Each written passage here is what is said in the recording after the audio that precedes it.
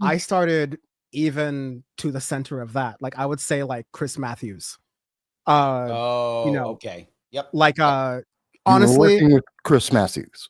I was not working with Chris Matthews, but if I'm talking about my political influences, like when I first started. Oh, okay. I misunderstood. When you said you started, I assumed taking action, which would be the Young Turks. That's where you were actively involved with politics. No, I actually, didn't know you meant your influences. The very first time I worked in politics, like for a job, for a salary, was for a candidate who was an independent, actually, who was definitely a conservative. They were a a political descendant of Condoleezza Rice.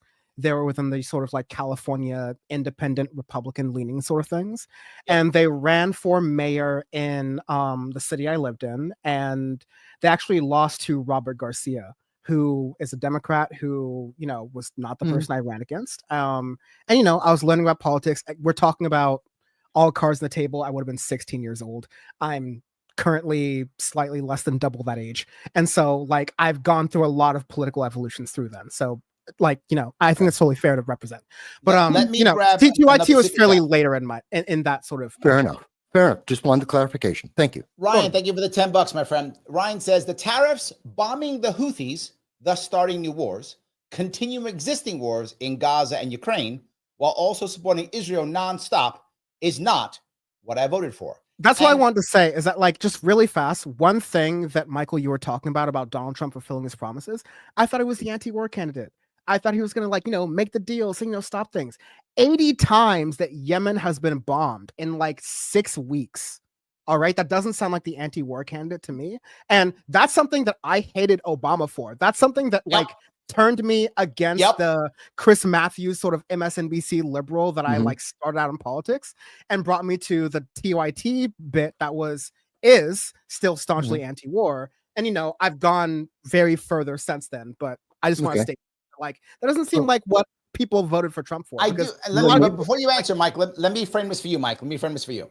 I do think that this is not what a lot of people voted for. I think it's true. I think Sean Ryan is correct.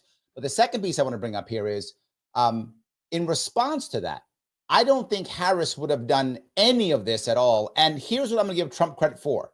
I was the one who said back, you remember this, Mike? I said there's no way he solves these wars in the first 30 days. There's no way, because it was just way too hard. I knew that, right? That I was aware of. You did. But here is what I'm going to give Trump credit for. Trump is actually doing something to try to stop it, period.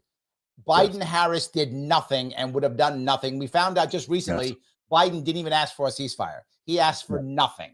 So at a minimum, I'll give him credit. He's doing something. So go ahead, Mike. I'm sorry. I just wanted to make sure that was up there. No, you make a great point. And it is correct that in terms of the Houthis, in terms of Hamas and the hostages, the American hostages that they killed, 17 of them, on top of the 34 Americans they killed during their terror event, we saw no real action by the Biden-Harris administration. We have seen action by Donald Trump. Now, is it taking longer than what he perhaps expected it to be? Did it take longer than what he said on the campaign trail? Yes.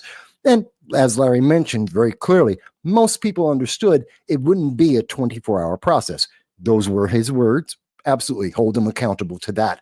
But the reality, the underlying understanding is that he was going to get this done quickly. Now, we've only been in 100 days. This is the first definitive actual steps towards peace that we have seen with Ukraine and Russia specifically. No one else has been able to do so around the world. Many countries have tried. All of them have failed. We now know the Biden-Harris administration didn't even try. So I give credit to Trump that he is engaging, and this is ongoing. So we may get peace from that.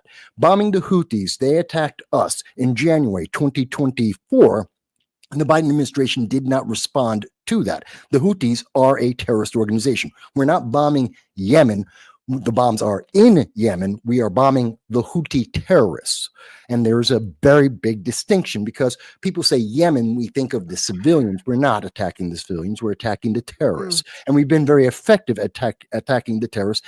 Who is the leading party of Yemen?